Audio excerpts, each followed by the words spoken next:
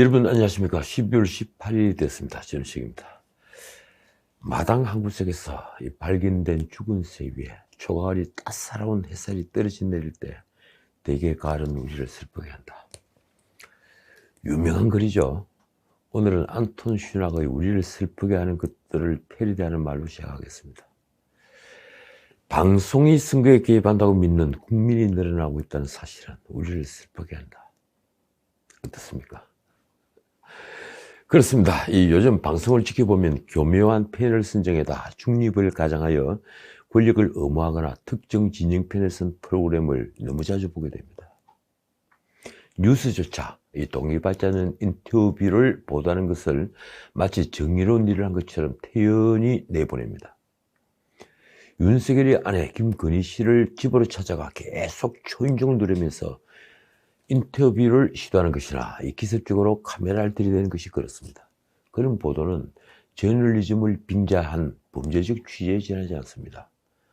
그리고 대개 특정 진영을 편드는 목적이 숨어 있습니다. 아마도 이번 대선의 윤석열, 이재명 두 유력 후보 모두 호감도보다는 비호감도가 높은 역대급 비호감 대선인 것도 방송이 선거에 개입할 여지를 만든 한 원인일 것입니다. 지지할 수밖에 없는 대선 후보가 이 가족의 도덕적 흠결이 드러났을 때 우리를 슬프게 한다. 아니, 이때는 우리를 화나게 한다. 이게 더 좋을 것 같군요.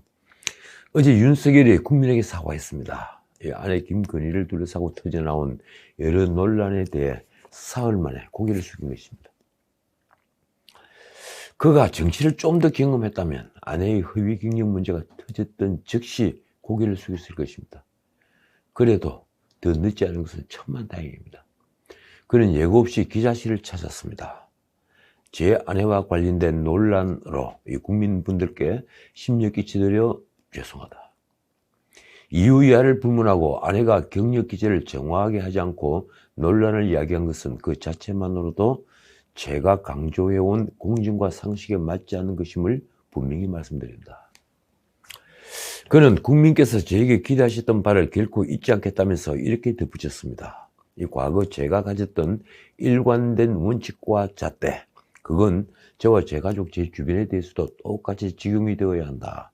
아내와 관련된 국민의 비판을 겸허히 달게 받겠다. 그리고 더 낮은 자세로 국민께 다가가겠다.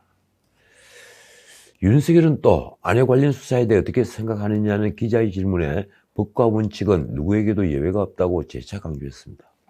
어떻든 그의 사과가 진솔한 사과였기를 바랍니다. 이준석은 이런 가족 리스크를 두고 환장하겠다고 표현했는데 진작 환장할 사람은 국민이니 말입니다. 사실 이번 대선이야말로 정책 대결 선거가 될 가능성이 아주 높았습니다. 후보들이 그만한 공력이 있다면 말입니다. 문재인 정부의 정책이 한 번도 경험해보지 못한 일방통행식 좌파 정책이기 때문입니다. 정확히 말하자면 유사 좌파, 포퓰리즘이 대종을 이룬 아마추어 정책들입니다. 소득주도 성장이 대표적이죠. 탈원전 정책도 그렇습니다. 그 바람에 일자리가 사라지고 빈부격차가 더 커졌으며 그걸 눈가림하려고 재정을 쏟아붓다 보니 지금 재정은 파탄 지경에 이르렀습니다. 제가 이재명을 반대하는 것은 그가 이런 유사 좌파 포퓰리즘에서 한 발 더 나가기 때문입니다. 기본 시리즈가 그렇고 그 기본 시리즈를 말하면서 국가 재정에 대해 드러낸 천박한 지식이 그렇습니다. 솔직히 지금 대선 후보가 승부할 담론은 너무 많습니다. 당장 일자리를 둘러싼 노동개혁 문제나 이 문정부에서 손도 못 대는 연금개혁 문제, 그리고 몇만 개 위원회를 철폐하고 철밥통 고위공직자를 해고하는 작은 정부로 이행할 문제, 교육격차를 해소하고 사교육을 줄이는 교육개혁 문제, 특히 텅 빈 곳간의 재정 파탄을 막기 위한 세제 개편과 복지 구조 조정 문제, 더 이상의 잠재 성장률 하락을 막기 위해서라도 시급한 저출산 해소 문제 등 이것 말고도 숱한 국가적 난제가 쌓여 있습니다. 검찰 개혁은 물론 국방 개혁도 처음부터 다시 손봐야 합니다. 그렇지 않고는 나라가 질단합니다. 국가의 틀을 다시 짜야만 될 정도입니다. 문재인 정부는 문제만 만들고 하나도 해결하지 못한 총체적으로 실패한 문제적 정권입니다. 이를 해결하기 위해서는 국가 대청소를 하지 않고는 그 어떤 방법도 없습니다. 그래서 다음 대통령을 하겠다는 것은 그 고통을 자신이 오롯이 감수하겠다는 각오를 보이는 일이기도 합니다. 그런데 그 어떤 정책 대결도 보이지 않습니다. 주목할 만한 담론도 없습니다. 역대급 비호감의 선거에서 서로 추문을 들추는 선거가 되고 있을 뿐입니다. 솔직히 윤석열 후보는 벌써 한두 가지 실망하게 하는 발언을 내놓았습니다. 많은 언론이 지적했지만 노동이사제가 그렇습니다. 이재명이 지난달 공기업 공공기관인 노동이사제를 공약으로 내걸자 윤석열도 찬성 입장을 보였습니다. 결국 민주당은 이번 임시국회에서 관련 법안을 처리할 예정입니다.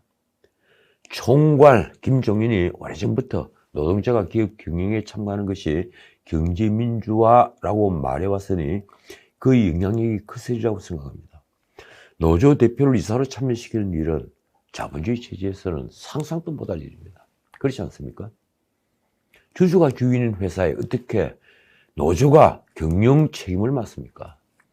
유럽에서는 독일 산별노조가 이른바 경제민주화 강령 아래 오랜 투쟁 끝에 기업의 감사위원회, 감독위원회에 참여하는 것으로 귀결이 됐습니다. 기업이 의사결정을 하는 이사회에 참여하는 순수한 노동이사제는 유럽에서도 스웨덴을 비롯한 몇몇 나라 정도입니다. 그리고 아시아는 중국 정도입니다. 그나마도 유럽에서는 표결에 제한을 두기도 합니다. 그런데 선거 전략인지는 모르겠지만 윤석열이 이를 덜컥 받았습니다. 그는 기업에 가서는 친기업을 말합니다. 그리고 노동계에 대해서는 친노조를 말하고 있는 것입니다. 어떻든 저는 우리 후보들에게서 좀처럼 비전을 발견하지 못하고 있습니다. 이러니 가족 리스크가 두드러져 보이는 것입니다. 일이 이렇게 된 건 솔직히 지식이 부족해 결국 국가를 경영할 내공이 없기 때문입니다. 공력 부족이라는 얘기입니다. 후보에게 국가의 미래에 대한 완전한 청사진 비전이 없다는 말입니다. 그런데도 제가 윤석열을 지지하는 것은 딱 한 가지 이유 때문입니다. 그가 자유민주주의 원칙을 가지고 있으므로 새로 그려질 국가의 미래도 그 원칙을 결코 벗어나지 않으리라는 확신 때문입니다. 오히려 그런 비전은 수박 겉 활듯이 습득한 가짜 지식이나 얕은 지식으로는 해결되지 않습니다. 아무리 말이 화려해도 유사 좌파가 내세운 말에는 수많은 허점이 곧 드러납니다. 그래서 말에는 힘이 없고 대중에 그 어떤 감동도 주지 못합니다. 우리는 지난 5년 가까이 그것을 경험했습니다. 어쨌든 아직은 진지한 정책 대결이 없는 선거가 되고 있습니다. 사정이 이러니 어제 발표된 한국갤럽 여론조사도 지난 방송에서 말씀드린 여론조사와 흐름이 똑같았습니다. 그러니까 이력서에 허위 경력을 쓴 김건희 리스크가 불거지고 뒤이어 이재명 아들 도박 성매매 의혹이 터져나온 12월 14일부터 16일까지 4일간 조사한 결과입니다. 이렇습니다. 이재명 36%, 윤석열 35%. 두 후보가 가족 리스크 속에 1%포인트 차로 오차범위 안에서 초접전을 벌이고 있다는 것입니다. 11월 말 조사에서 두 후보는 36% 동률이었는데 윤석열 후보만 1%포인트가 감소했습니다. 윤석열로서는 그동안의 리더가 완전히 사라졌습니다.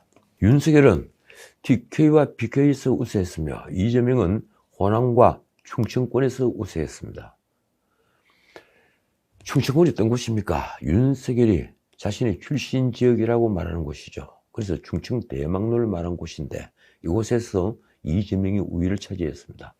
서울은 윤석열 40% 그리고 이재명 29%, 인천 경기는 이재명 37%, 윤석열 32%입니다.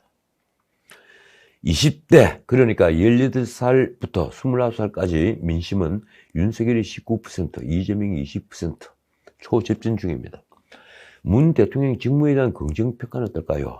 긍정평가가 37%, 부정평가는 54%였습니다. 그 차이는 무려 17%포인트나 되는데 이 문제는 이 긍정평가 37%입니다. 한국갤럽에 의하면 대통령 국정 지지율 37%는 문민정부 들어서 가장 높은 것입니다. 저는 이 결과가 권력의 편가르기가 아직은 성공적으로 작동하고 있기 때문이라고 생각합니다. 생각해 보십시오.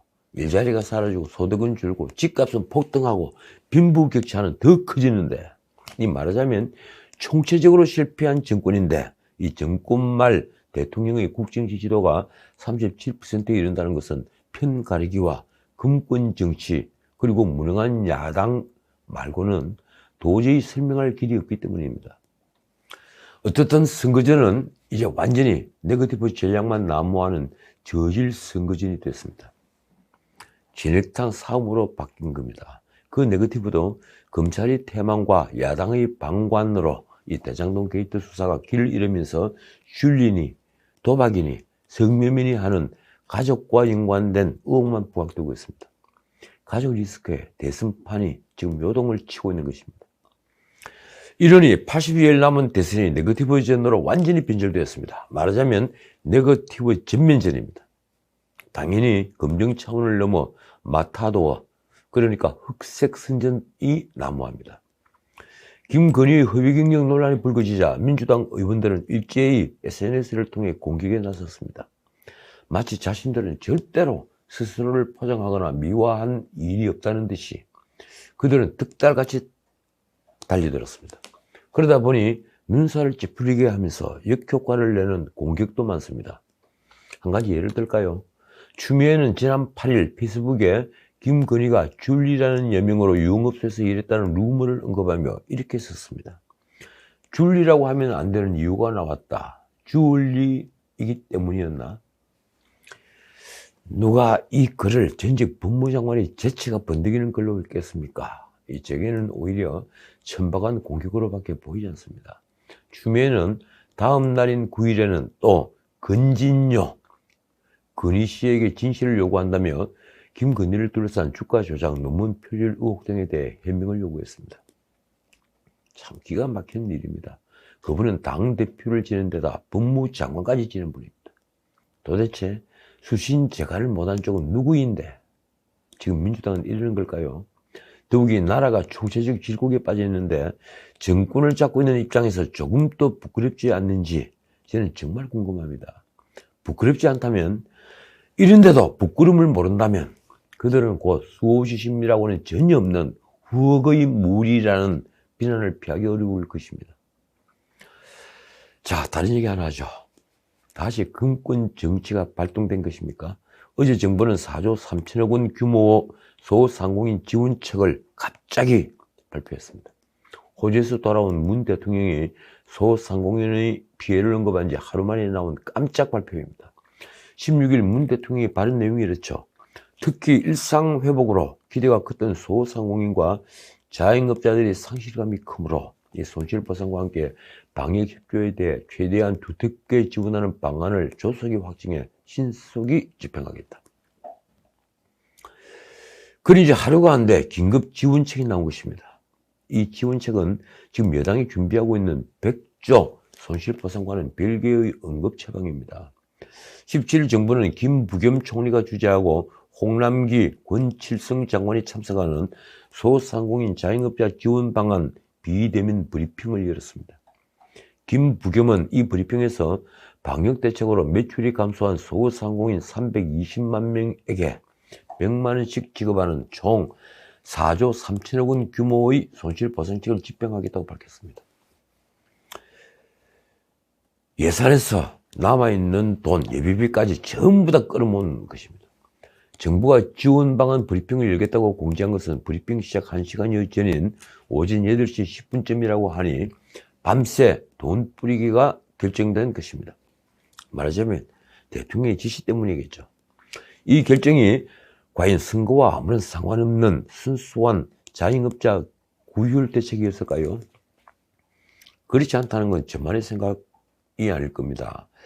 오히려 연말 민심의 향방이 그만큼 중요했을 겁니다. 이 난국에 어려운 사람이 자영업자들만은 아니기 때문입니다. 직장을 잃은 사람들도 많고 이 자영업자가 아니면서도 돌이킬 수 없는 타격을 받은 사람도 많습니다. 그리고 솔직히 빚에 허덕이는 자영업자 소상공인들에게 1인당 100만 원의 현금을 살포하는 게 무슨 큰 도움이 되겠습니까? 그러니 제 눈에는 선거를 앞둔 상황에서 민심을 달래는 돈 뿌리기 조처로밖에 보이지 않는 것입니다. 자, 마치기 전에 가짜뉴스 하나만 말씀드리겠습니다. 아주 재밌습니다. 국민의힘 선대위는 김건희에 대한 허위 사실을 유포했다면서 김의겸에게, 열린우리당 의원이죠, 이 김의겸에게 공식 사과를 요구했습니다. 김의겸은 적극 거부하면서 진실 공방이 벌어졌습니다. 이 김문혜 중앙선대위 대변인이 16일 낸 논평이 이렇습니다. 김의겸은 허위사실 유포에 대한 책임을 져야 한다. 언론인 출신 국회의원으로 인격 살인을 한 것도 모자라 정치 불명의 카드라를 사실인 양 퍼뜨리고 있다. 김의겸은 15일 라디오 방송에 출연해 김건희가 YTN 기자와 인터뷰를 하다가 당신도 들으면 안 나올 줄 아느냐고 격분했다고 전한 바가 있습니다. 김은혜는 해당 인터뷰를 진행한 YTN 기자는 전날 라디오 방송을 통해 김의겸의 인터뷰가 과장된 것 같다며 문제의 발언은 사실과 다르다고 공식 확인했다. 허위사실이라는 것이다. 이렇게 밝혔습니다. 그는 김의겸을 이렇게 질타했습니다. 윤 후보 부친 자택매매 주장도 거짓, 김 대표의 발언이라는 것도 거짓, 한때 언론인이었던 김 의원에게 가짜뉴스가 아닌 뉴스는 어떤 게 있나. 그러자 김 의겸은 이날 페이스북에 사과할 뜻이 없다며 김 대변인은 저를 깎아내리기 위해 기자가 하지도 않은 말을 억지로 끌어다 붙인 것이라고 반격했습니다. 그러면서 YTN의 음성 녹음이 없어도 제 발언이 진위는 가릴 수 있다며 김건희의 핸드폰에 녹음된 내용을 공개하면 된다고 했습니다. 이 말이 왜 나왔는가 따져보니 이렇습니다. 그의 주장에 따르면 김건희는 기자들과 통화할 때 이건 녹음하는 것이냐고 여러 번 확인했다고 합니다. 그래서 김건희 녹음기에 대화 내용이 다 있다는 거죠. 그런데 막상 이 김건희를 직접 취재한 YTN 기자는 라디오 방송에서 김의겸이 다소 과장했다라고 말한 건 사실입니다. 과연 이 진실 공방은 어떻게 될까요? 이 김의겸과 관련해서 또 하나의 논란이 있습니다. 이번엔 김의겸이 김건희가 오마이뉴스 기자와 전화통화에서 청와대에 들어가면 가장 먼저 초대해 음식 대접을 하겠다고 말을 했다는 데 대한 진실 여부입니다. 그런데 이 말 역시 오마이뉴스 기자가 진실을 밝혀주었습니다. 구영식 기자는 17일 라디오에 나와 청와대 초청한다 이런 이야기는 왜 나온 거냐는 진행자의 질문에 이렇게 대답했습니다. 분명하게 이야기 드릴 수 있는 것은 제가 먼저 계속 인터뷰하자고 요청하는 과정에서 청와대에 가시면 뭐 만날 수 없지 않느냐 이렇게 물어봤다. 진행자가 다시 구 기자가 먼저 그렇게 이야기한 것인가 라고 묻자 구 기자 답변이 이렇습니다. 예, 그렇게 물어보니까 잘 돼서 청와대에 가게 되면 구 기자님을 가장 먼저 초대해서 식사 대접을 하고 싶다 이렇게 이야기했다. 그러니까 득담 비슷하게 문답을 주고받은 것이죠. 김의겸이 말한 내용은 구영식 기자가 에피소드로 공개한 내용에 지나지 않은 것입니다. 김의겸은 그걸 중대한 내용인 것처럼 김어준 방송에서 말했습니다. 파급력이 굉장히 컸죠. 그렇다면 김의겸이 말한 것은 명백한 가짜뉴스이며 선거에 영향을 미칠 의도가 역시 명백하다고 생각합니다. 자, 오늘은 여기까지입니다. 이재명의 석사 논문 표절 의혹 검증에 그동안 미온적인 태도로 일관해오던 가천대가 14일 교육부에 검증 계획을 제출했습니다. 그런데 그게 내년 대선이 끝나고 난 뒤인 4월에 결과를 발표하겠다는 취지의 계획표입니다. 가천대는 규정상 불가피하다는 식으로 해명을 했는데 당초 교육부가 가천대 검증계획 제출을 요구한 날짜는 11월 18일이었습니다. 가천대는 이를 한 달 가까이 미루다가 14일에야 계획을 제출하면서 규정대로 하자니 4월에야 가능하다고 답한 것입니다. 솔직히 권력이 그렇게 무서운 것입니까? 아니면 석사 논문 하나 검증하기 어려울 정도로 가천대가 열악한 것입니까? 무엇보다도 저는 이 나라에 왜 이리 논문 표절 논란이 끊이지 않는지 이해할 수 없습니다. 쓰는 글이 가짜이면 그 인생이 가짜인 것은 더 말할 필요가 없습니다.